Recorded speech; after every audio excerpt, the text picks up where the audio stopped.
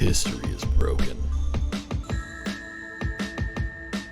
All recorded knowledge more than 300 years old has been corrupted. The Starfinder Society is recruiting outsiders to unravel the mysteries of what happened. Unlikely heroes must learn to work together to stay alive, where technology and magic exist together among the stars. Dead Sundays, most Sundays at 7 p.m. Only on twitch.tv/Logar the Ogar.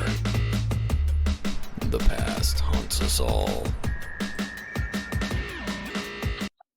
Hi, we're live. Welcome to Dead Sundays. Hi. Dead Sundays is the show where we play Starfinder on a Sunday, and we also have very strong opinions about cheese. This is going to be our recap recording episode. We are going to talk about the first book in the Dead Sun's adventure path, which is called Incident at Absalom Station. Incident at Absalom Station, for us, started with episode 0, which was titled Welcome to Dungeons & Dragons. I forgot about that. Wow. So this show is so fucking funny. Dude, I know!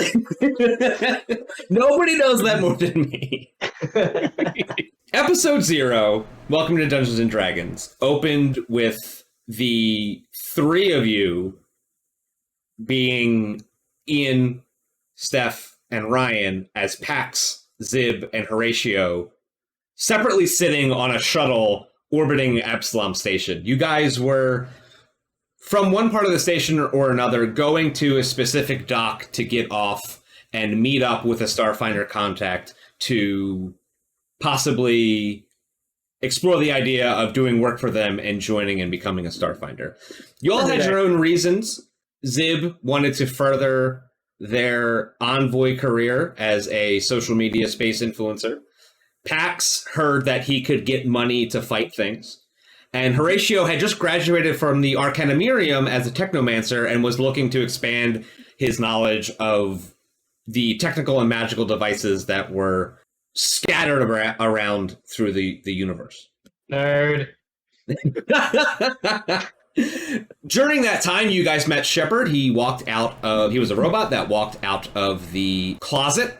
He plugged himself into a computer, and you guys played a virtual reality game called Dungeons & Dragons, where the three of you, and 4 including Shepard, went through the 3rd edition intro adventure where you had to fight goblins who had killed a unicorn. That was our introduction to Starfinder, was me writing a Dungeons & Dragons adventure.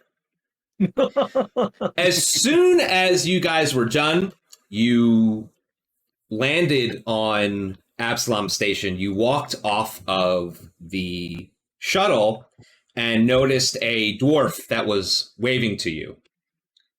As you guys approached him, a gang war broke out. The dwarf was shot in the neck and killed instantly, and you guys were immediately thrown into a firefight.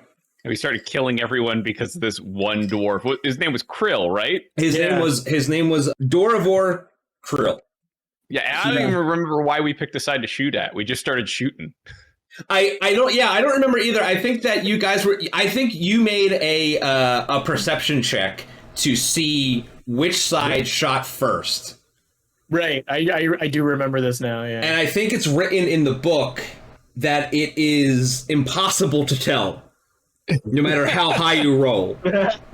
So I think I just let you guys it was those guys. It doesn't matter. I needed you guys to fight something. It didn't really matter which side you fought. And you guys did. And you fought in this Docking Bay 94. After you guys cleaned up the gang members, you started investigating and you realized that Doravar Kriel, who was now your dead best friend, was the Starfinder contact that you guys were supposed to meet up with.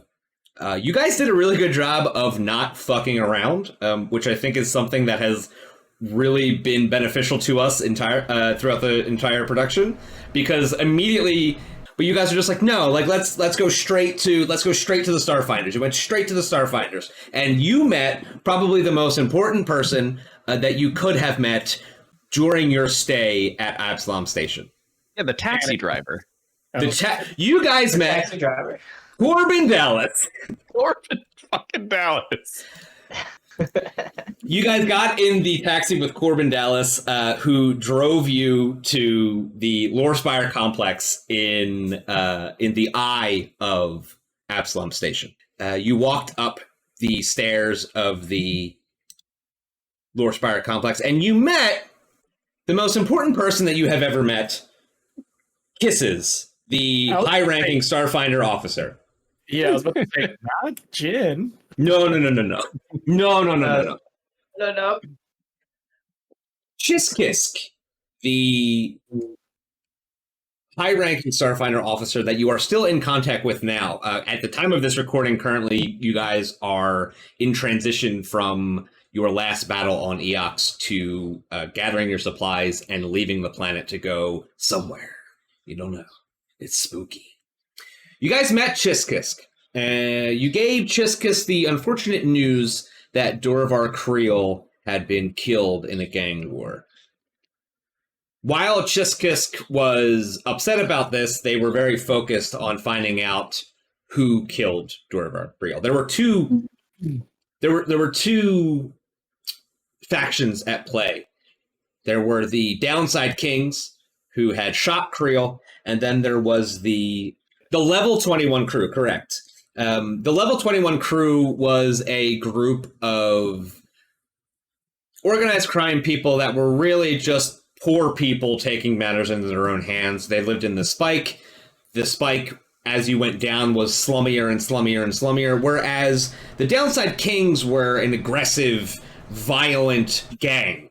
It had seemed that at some point or another, they had each been hired by a different faction above them to fight the other one over information and territory concerning something that you guys hadn't been able to figure out yet.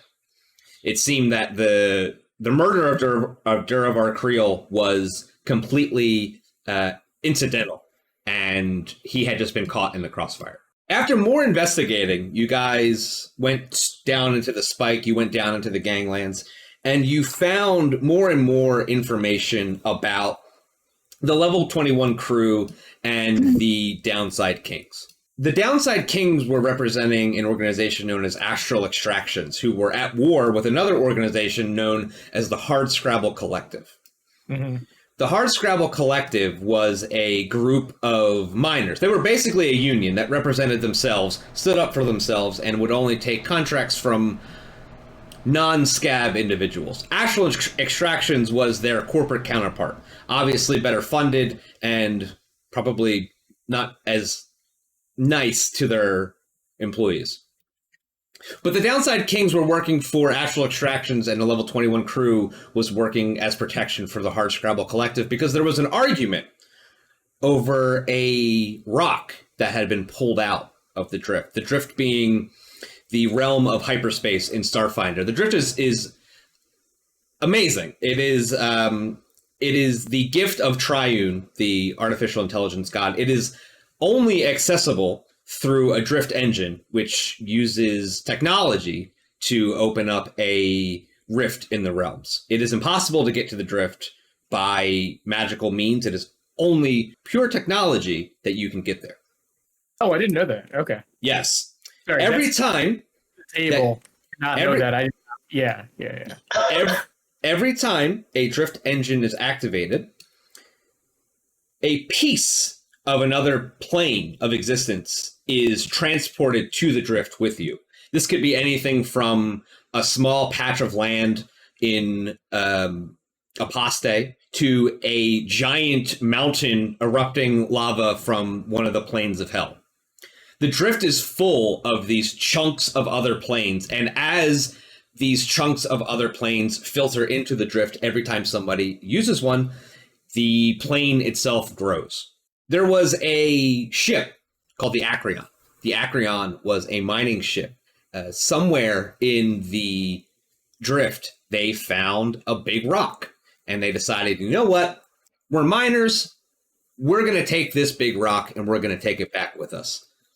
They had been somewhere else under the employ of Astral Extractions to mine something, and they didn't go so well, but on their way back, they found this rock. And when they came out of the drift, There was nobody at the helm. Nobody responded to any of the distress signals to or from the ship. And for all intents and purposes, it was a ghost ship. Mm-hmm. Currently, the ship sat in orbit around Absalom Station. And this was the big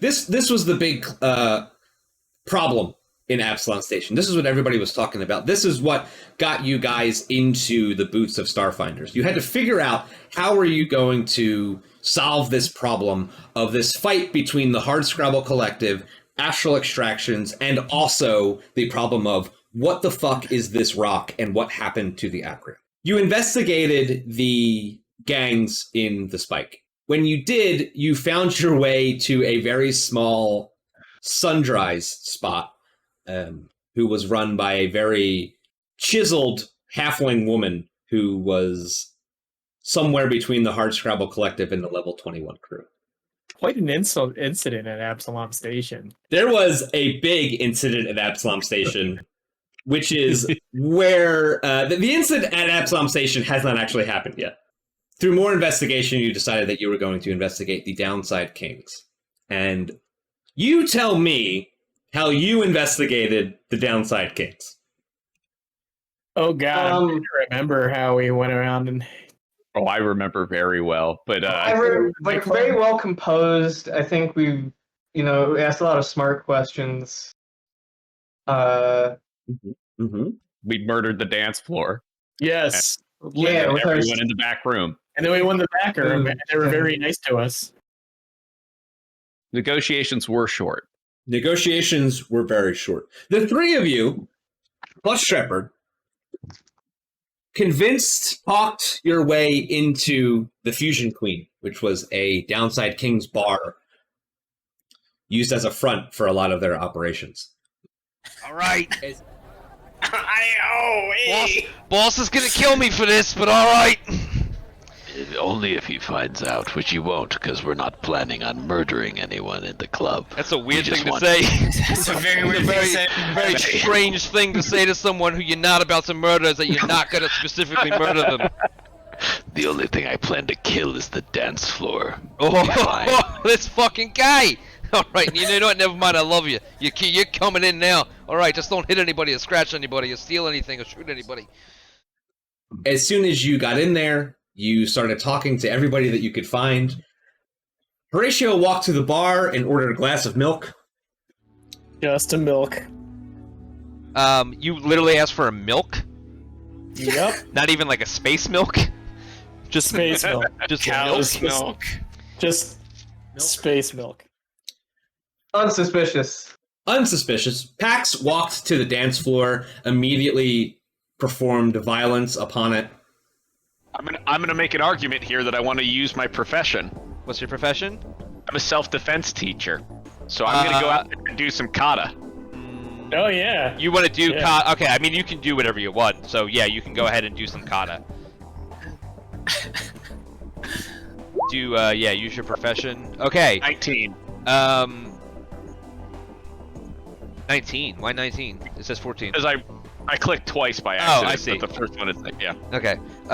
Okay, yeah, so you go out onto the dance floor and you start doing whatever kata is. Well, yeah. And you slowly make a small ring around yourself of people that don't really want to stand close to you. Perfect. So you have all of your own space to do all of your weird moves as much as And you it want. looks just like Mac from It's Always Sunny. Yep. I look over at Shepard. Look at how much of the dance floor I've taken over. Yes. And Steph walked around and Zib walked around and took a bunch of pictures and tried to increase their following through having a good time with everybody. As they did this, the three of them also started asking questions, such as, "Hey, is this a Downside Kings bar?" Have you ever heard of the Downside Kings? Oh no. Okay. She says, I mean, yeah? We live in Absalom Station, so yeah, I mean, I've heard of the Downside Kings. What are they like? Are You gotta be direct. Are you a cop yourself? hey, are you a cop? Which I don't know if you guys know this, is not the way to investigate. I think at some point Horatio, sipping his regular milk, leaned over and asked the bartender, "Hey, so like, how do you get into like some kind of crimes?" You asked questions of that bartender like, "Hey, is there anything weird going on? Is there anything like illegal going on? Everything above board here. Everything above board here?" While Zib and Pax were performing their own duties on in the crowd and on the dance floor. Hello, Cat. As you You guys should be worried about your dance floor, but I have a question. What happened to the dance floor? I murdered it. You murdered somebody on the dance floor? What the fuck? Why would you tell me? No, I murdered the floor. No one is dead. But dance will never be the same. As you guys did this, you noticed the bouncers changing position, and somebody came out of the back room. They started watching you. They then invited you to the back room for VIP treatment. The three of you, Back rooms. the three of you, having never been considered VIPs, jumped at this chance and went straight to the back room with the Downside Kings. Mm-hmm. They sat you down, they locked the door, and then you guys fought. It was a long fight. At some point, Zib shot Pax I don't recall. That can't be right. because Pax gave Zib a heavy weapon, and Zib was like, I definitely know how to do this. You shot Pax, but at the same time, you also hit the guy that you were hitting. So you shot through Pax to hit the guy. I never miss. You never miss. It's true. I was in the way. In the Learned back so much. rooms, of the Fusion Queen, you guys met the leader of the Downside Kings, whose name was Farani Nadaz, as well as her Vesk bodyguard, whose name was Hatchbuster. Unimportant. Oh, this is also where Pax and your jacket caught on fire, and then I trimmed it up so then you had like fashionably frayed short sleeves on it too. Yeah, this is also where I picked the sunglasses off someone I murdered and wore them for the rest of the campaign. Yep. It was part 2 of 4 of Pax's assembly of Pax's uniform, which then turned into it just kept going. And it will continue. And it will continue. Leo? I guess. I think it's Roki Leo. There we go. Roki Leo Hatchbuster, who was protecting Farani Nadaz, who was his boss. You guys managed to subdue Farani and capture her. Zib took a holographic belt, attached it to Farani, disguised Farani as somebody else, and carried Farani out of the bar. Huge big brain plan. Huge big brain plan. After the fight, you guys presented Farani Nadaz to 2 police officers. One of those police officers was named Jin Durseer and Officer Mex Dashire, 2 human police officers from Absalom Station. You had met Jin Durseer before. Yeah, she was investigating the fight in the hangar bay, in Hangar 94. Yeah. And since we were the only people standing at the end of it, we had to convince her we didn't just jump off the ship and slaughter everyone we saw. Which you did. And Which we, in fact, did. At some point, Jin Durseer became a small fan of Pax Doro in that moment. And then leveraging that parasocial relationship, Pax then lied through his teeth to the officer about what had happened at the Fusion Queen, which she called him out on, but had no other recourse to take down a different story because you guys are the only people left. So that's what she went with. Farani Nadaz was transferred to the police station under the care of Jin Durseer and the other guy. And you guys went back to your Starfinder provided apartments. Actually enough, when you left, you got in a cab Corbin Dallas just managed to pick you up again. Of all the people. Wait. Yeah. I just want to confirm. Wasn't this also the first time that Corbin took us to Spacies? So there must have been somewhere in between that because you had the jacket already. Well, I don't think we had gone to Spacies yet. I think Spacies had been brought up, but this was the I first thought time we went to met. Spacies. I thought we went to Spacies immediately after meeting Chiskisk. Yeah, that makes sense because that's where you that does make because you sense. had to get the jacket to have it burned in And the the fusion jacket- queen. Yeah, we had the jacket, the human cola. I had to decide whether or not It was a Sheeran human- actually just like spit on their food to melt it. It was a human burger and a halfling cola. Oh, halfling cola. It was half the sugar, all the Have we taste. fucked that up? That's a great bit. Is it the Spacies up? Yeah. So you guys had that. That's right. You guys had gone to Spacies before you continued to investigate. Before the halfling, before the spike, you guys had gone to Spacies, and Pax had gotten his commemorative Spacies jacket. Yes. During the fight in the Fusion Queen, the jacket got burned off, but Horatio was able to cast Mending on it and save it with only the sleeves. Or only missing the sleeves, not just the sleeves. Only sleeves.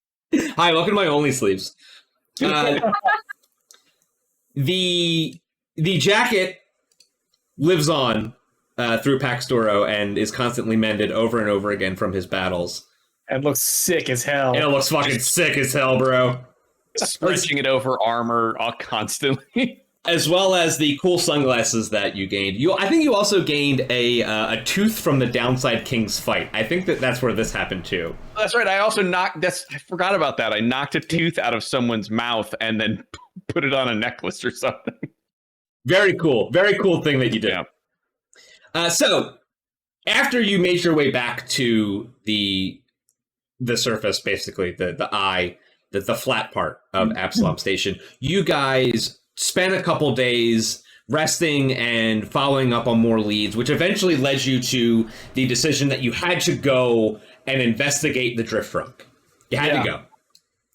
That was the main problem. That was the point of aggression between the Hardscrabble Collective and the Astral Extractions. And at this point, you had proven that Astral Extractions had hired the Downside Kings, and the proper authorities could pursue justice in that matter. However, as Starfinders, you were asked to investigate the Drift Rock. You were asked this under both the care of Chiskisk and the behest of Ambassador Grevelask Nor, who was the Eoxian ambassador on Absalom Station.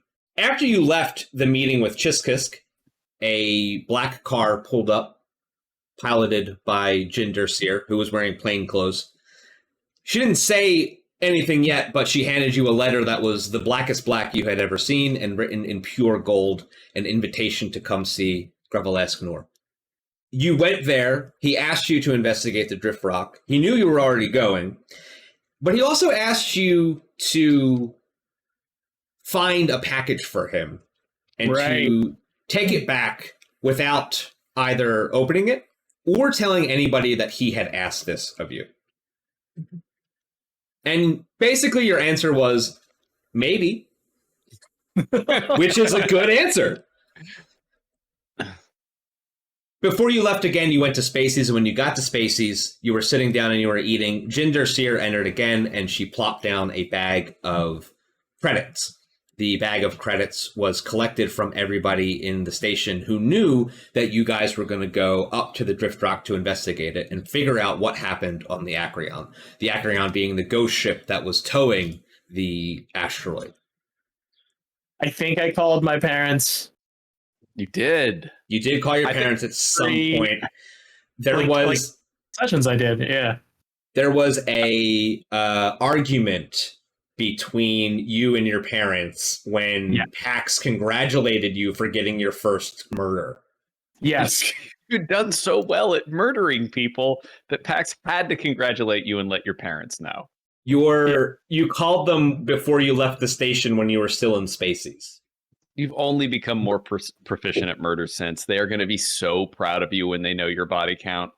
I like to think like at this point now, like Raj just texts them a number that gradually increases every couple. That's funny. 24, 27, Just 38. a number. Well, we didn't even go into much detail on how much Jin was simping over the crew for a while. Like, she brought us cookies. Mm-hmm. I have it written down that she brought us cupcakes, macaroons, and chocolate chip cookies. I forgot about that At one Oh, point. yeah, because I had the cookies in my inventory for a while until we were in the jungle. I think I like ended up just eating it. Yeah. So Jin was really nice to us until she decided to start asking for money. Yeah, I wonder how that could have happened. So probably importantly, what Jin told you guys was that I forget, this might have happened somewhere in season 2, but the reason that she stopped being a cop was because they had taken Farani Nadaz in, and then her partner had been instrumental in letting Farani Nadaz go back out onto the streets of Absalom. And she was like, yeah, I couldn't prosecute my partner about it, so when I brought it up to the police chief, they fired me. We should kill her partner as an apology. You were lent a spaceship from the station. You flew up to the station, and on your way to the station, what Nothing happened? happened. It was completely uneventful, and nothing happened. And we got pursued by a bone ship, like a fighter. Yeah, it wasn't a big, with some incompetent pilot at the helm. Yeah. Ooh, boo. You guys were hailed as soon as you left by a bone ship that was piloted by an android mercenary named Clara 247, who eventually became a core member, played by Beck. But before that, I sucked. Before that, you were an extremely competent pilot and mercenary. Your challenge rating at the time was as a starship. It was you were half of a CR, which is basically half of a level. But as a mercenary, as a person, you were a CR2, which meant that a group of level 2 characters would have a good fight up against you. So you could have taken them all out if I had just known how to play the game better. Oops. So what happened was you guys left. A bone ship detached itself from the underside of one of the sentries, tailed the ship that you were in, which was called the Hippocampus. Right. You guys did glorious space battle, which we did not know how to do at the time. But we did a very good job. And a little bit better than Jin. We did. Yes. You were able to defeat Clara 247 in her bone ship. You didn't know that yet, though. You didn't know who was in the ship. They wouldn't contact you. You figured that if you could see them, maybe you could negotiate with them, but there was no negotiation to be had. What had actually happened was Clara tried to dip underneath you guys and go through your square to get an attack, basically an attack of space opportunity, and Pax shot the gun from behind and nailed Clara in the engine, and the ship was derelict and then floated off into space. The way ships work, just offered that pilot a job from the jump off.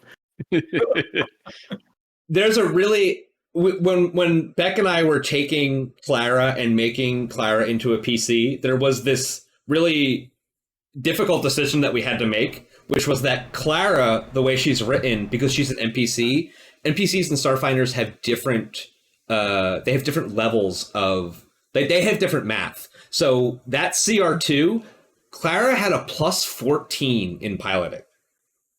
Yep. At essentially level 2. And when you make a level 2 character, the highest you can get I'm not. is like half of that, because what they want you to do is they want you to have 4 people versus 1 person who's really good, and that's how the math maths out. Is that we had to look at it and go, well, I need you to have all these points in there, but because you're a precog, we're going to say that some of your skills got rearranged when you were waking Time up shenanigans. from your time shenanigans.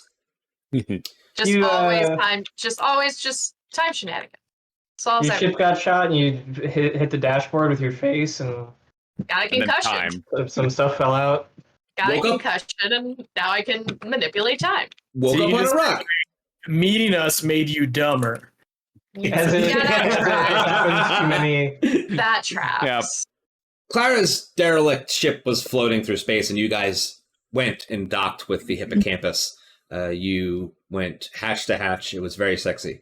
And you guys boarded onto the hippocampus.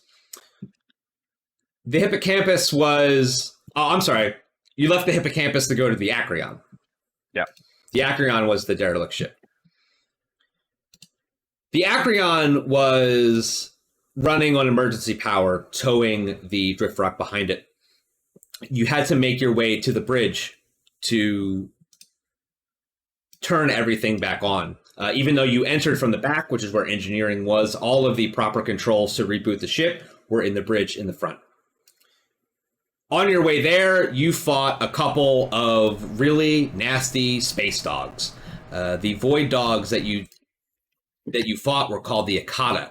The Akata are these kind of ephemeral tentacle dogs. They take their spore egg things and they hide them in asteroids. It's this star metal called Noqual, and once it is dug up, it then attacks whatever dug it up and takes its parasitic bite and spawns more of itself in that way. They can lie dormant for a very long time.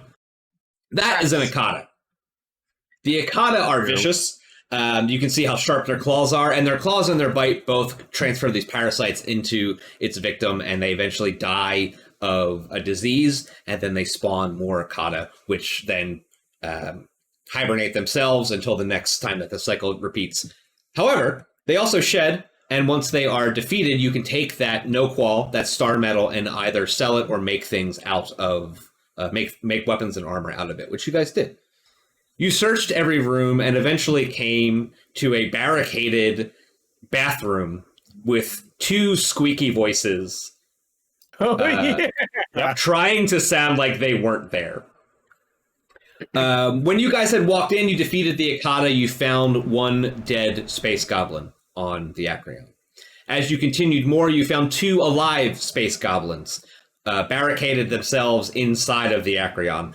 Upon questioning them, you found out that they had passed the quarantine zone to try to salvage what was left of it. One of their members had a malfunctioning jetpack and had launched themselves past the Acreon and into the depths of space, where they will never be rescued because there is no possible rescue for that. One of them died at C2, and the other 2 decided they were going to barricade themselves in here because they didn't realize that they were going to be fighting dogs, especially in space. Because I don't know if you guys know this, the thing that goblins hate are dogs. They hate dogs. They hate dogs, and they hate horses, which are just bigger dogs. Huh. Everything's a weird dog when you think about it. Everything is a weird dog when you think about it. That is a very space goblin thing to say. You negotiated, and eventually you decided to take both of these goblins with you. They showed you... People join the group. They showed you how to climb across the ropes that were connecting the drift rock to the Acreon. We never even bothered to learn their names properly. You did not. It was Bricks. It was Peepo and Depot. It was Oh, that's Peepo, very nice. Bricks, and Zib 3. Yeah. We don't talk about Zip 2. Zip 2 is the one that overshot. There were 4 goblins, and one of them you never decided to learn his real name. When you guys were on the Acreon, you met the goblins, but you also found a box that was addressed to Grevelask Nor. And you opened the box, and what was in the box? Nothing. Another box. No, We saw nothing. We didn't, first of all, We we didn't- didn't we open didn't- the box. We didn't see nothing. you Yeah. We opened met the that box. really cool corpse lady. Yeah, you opened the I box. just saw a mattress. You opened the box, and there was another box inside of that box that was a glass coffin. And as soon as you opened it, you realized there was a person inside a glass coffin, and then the person inside the coffin waved to you, and you guys were like, what the fuck? Even The hypothetically opened it. Hypothetically, the coffin opened, the member sat up. One of you guys recognized them as a member of the corpse fleet. They were very chill. They were like, hey man, what's going on? Thanks for opening the box. Are we at Absalom Station? And you guys said no. And they said, sick, can you put me back in the box? And you guys said yes. We did do that. Allegedly. Allegedly. And then you put a mattress on top of the box for reasons? It's because who looks under a mattress? Like, it's going to be gross, whatever's under the mattress. So just don't look under it. Yeah. So the mattress was bigger than the box and was like hanging off of the sides of the box in just the middle of the storage unit. Yeah. And I don't want to know what you have under your mattress. As inconspicuous as possible. That's really what it was. Yeah, so you put a mattress on top of the box that you were to let everybody know that you didn't look at it. Exactly. Like if we put furniture on top of it, people will be like, "Oh, that's how much they don't care about what's in that box." So obviously they didn't open it up. You made your way over to the drift rock. The only way to get there was to attach mining gear to yourselves and walk across the cables in open space that were tethering the drift rock to the Acreon. It was terrifying, but it made for great content. Easy.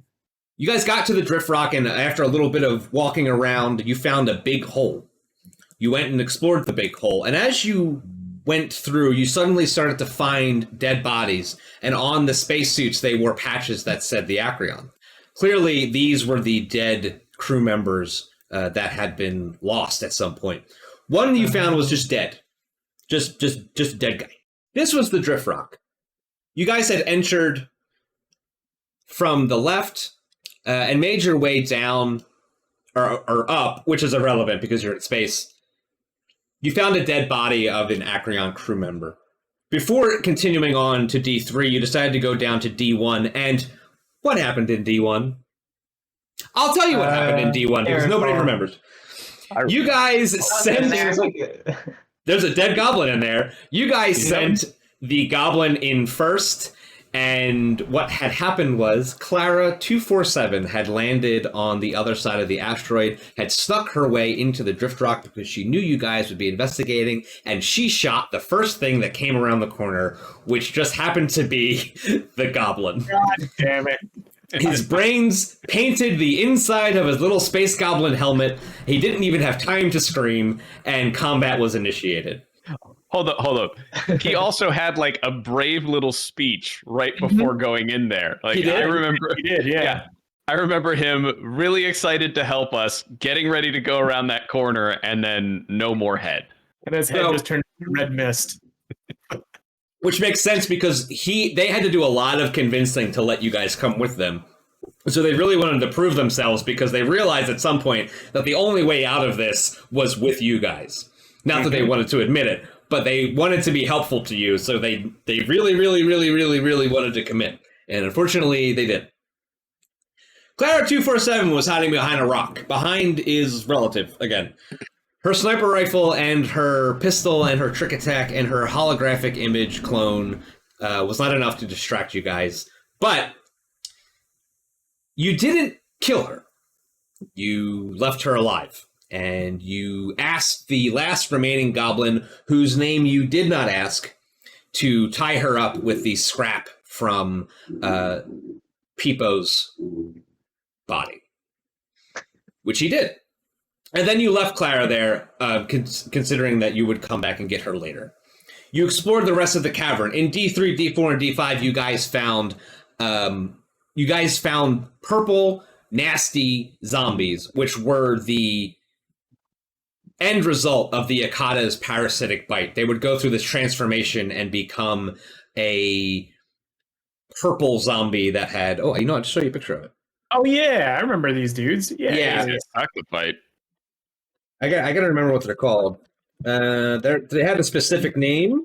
They were called void zombies. After you're bitten by an Akata, you would go through this transformation into a void zombie. It seemed that the dead body that you found up front was killed by a crushing attack, probably from the other void zombies.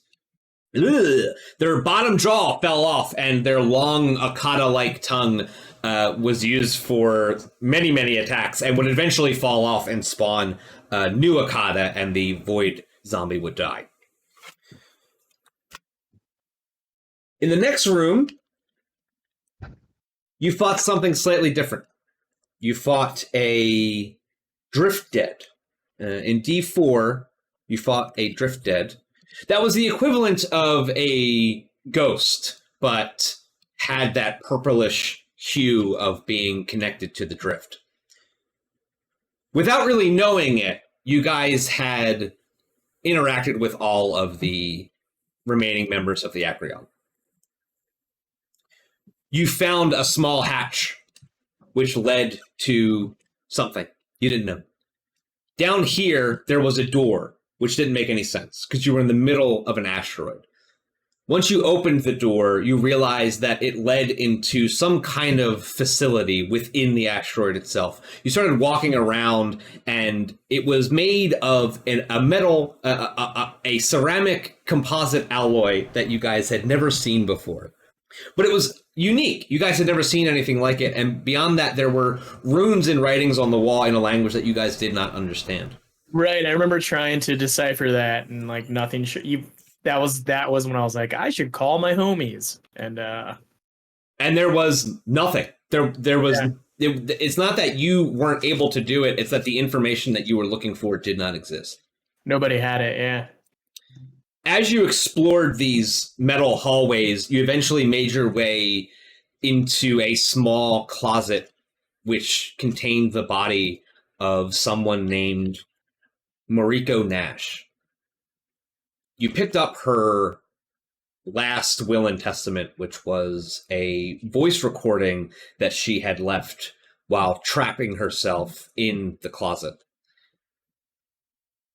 She had talked about being chased by a monster, and she had talked about the only way that she could hide herself from it was to hide behind a force field, because it could not get through the force fields to kill her. Mariko Nash was the pilot of a starship known as the Sunrise Maiden, which had gone missing in the drift over 75 years ago. And you guys had found its captain. Apparently, at some point, she goes on that she had gotten herself lost in the drift and had landed on this asteroid looking for something. She didn't know what it was, but that's where she landed. And eventually, that is where she would stay.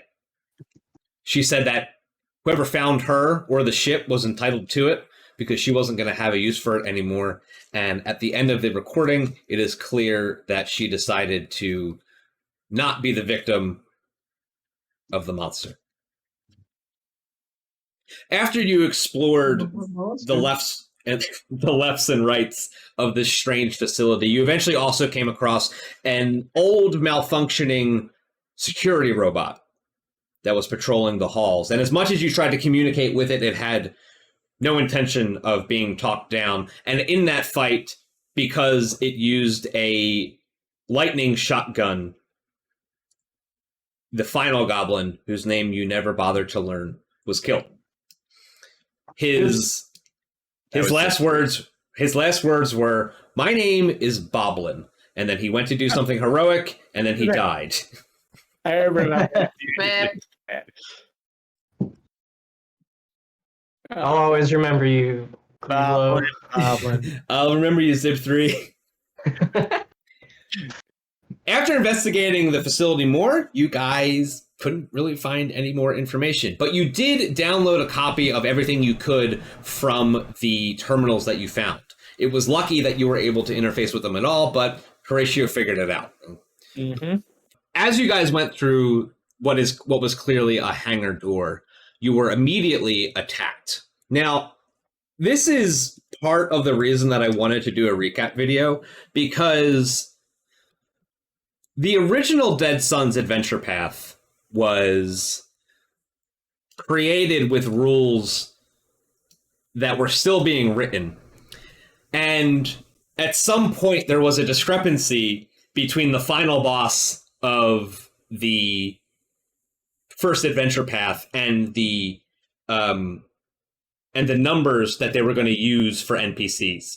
So apparently, hundreds of TPKs happened in this room as the crew tried to fight this monster called a Garagakal, which was a lamprey-like beast that lives in the drift. He could speak telepathically to you, he could fly around the room, but he could also, most importantly, phase through matter.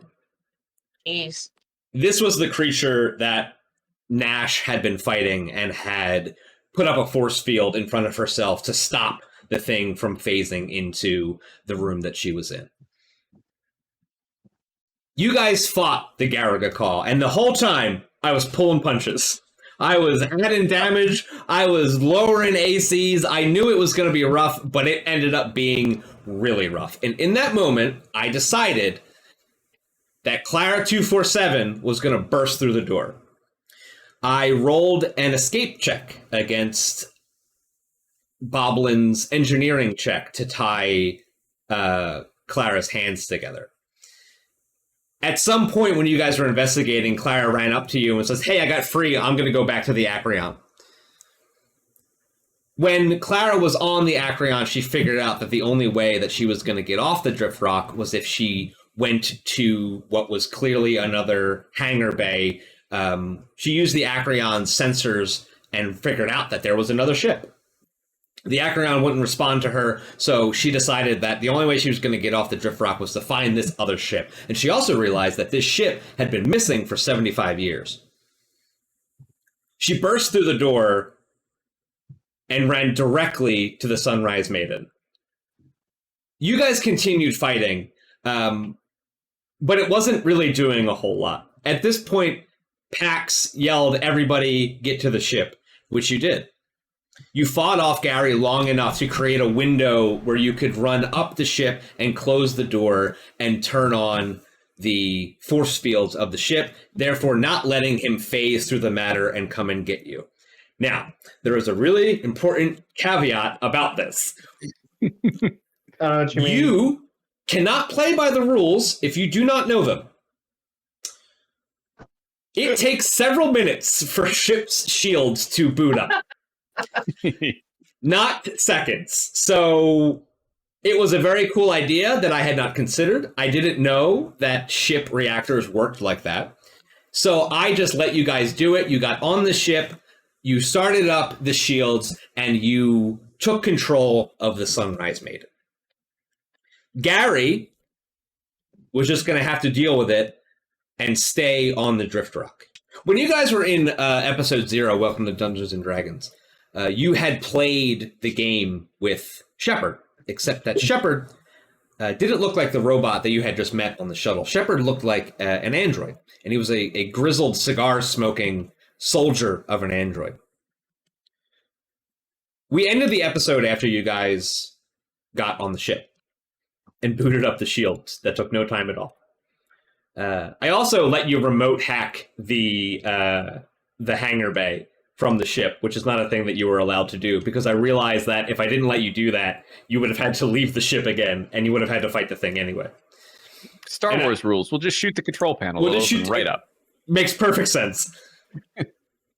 While you guys were on the Sunrise Maiden, the robot that you were with, Shepard, decided that he was going to integrate with the ship. He was going to plug himself in and see what was going on. Gross. Nasty. And as he did that, as Shepard is adjusting to the computers, you can see more and more of the circuitry and wires that Shepard that makes up Shepard's body attaching itself physically to the computer console that's in front of him. Like suddenly there's just more and more data jacks that he can just jack into, and then at some point it almost looks like he is more connected to the computer than he is in his own shell of a body. And then everything around you starts... Like when Freddy turned that guy into a motorcycle. Gotcha. Yeah. Everything around you starts to change. And the lights and the ambient noises of the maiden start to change. And you can see on your readout screens that the garbled line of text ungarbles itself, and it suddenly says the Sunrise Maiden, the name of the ship that was lost in the drift 75 years ago. But as Shepard is connecting to it, you can see the numbers on your control panels, they go wildly different. They start going up and down into ranges that they could never reach, and they go low enough that it would mean that you were in a totally an absolute zero environment. And they start to go crazy, but then as they start to level out, you can see that the name of the ship in front of you starts to change. It starts to re-garble itself, and it totally rewrites itself. And you can see, just like a cursor in a movie, it backspaces Sunrise, and it starts to type something else. And everything around you changes. The lights change. And in front of you... Ooh. We got the Vaporwave cruiser. In front of you, you see the ship rename itself to the Space Wave Maiden. They made it nice. And a really slow gif of Bart Simpson walking down the street. Yeah, just smoking a cigarette, just like bobbing his head and just... Yeah. And you hear over the intercom, through the voice that would be the AI of the ship talking back to you, all of your command consoles, they blink and then they blink back, and you see the face of Shepard, but not the face of the robot. You see the face of Shepard in the way that it was in the VR simulation that you did. The grizzled android soldier, and it looks at all of you and it says, "Hi, my name's Shepard. I'm pretty sure I'm a whole person now." Nice! And then that was the last that you saw of Android Shepard. Every interaction with him after that was different, but still the same as before. The vibe was different, but he didn't act like the grizzled android soldier that you guys had met before. He was back to his regular robot self. You guys left the Drift Rock and flew back to Absalom Station. With the box. With the box. Yeah, we did. Allegedly. With And the the intent mattress. of doing something with it when you got back to port. And that is the story of the incident at Absalom Station. Ooh. Thank you so fucking much for that. That was perfect. Failed upwards. Failed upwards. In the words of Zip Beverage, I'd rather fail upwards than succeed downwards. So, that is going to be the end of our recap episode. Thanks for doing it with me. So now is the time where we're all going to look at the camera and wave and say goodbye. Get ready. Look at the camera, wave, say goodbye. Bye. Away from the black. Oh, a place that reminds you of home. You want traditional foods like our Reaxians cadaver digits, fresh fried heavy recycle, or tacos made the spec anyway, flavored with real asteroid sauce. With quality finding up with a syndicate, but at prices any corporate collar can afford. So after you dock, head over to the Eye. We're open all cycle, every cycle, ready to treat you like family, hive mind, or brood clutch. Spacies, you're gonna like the food you eat from the restaurant that I own.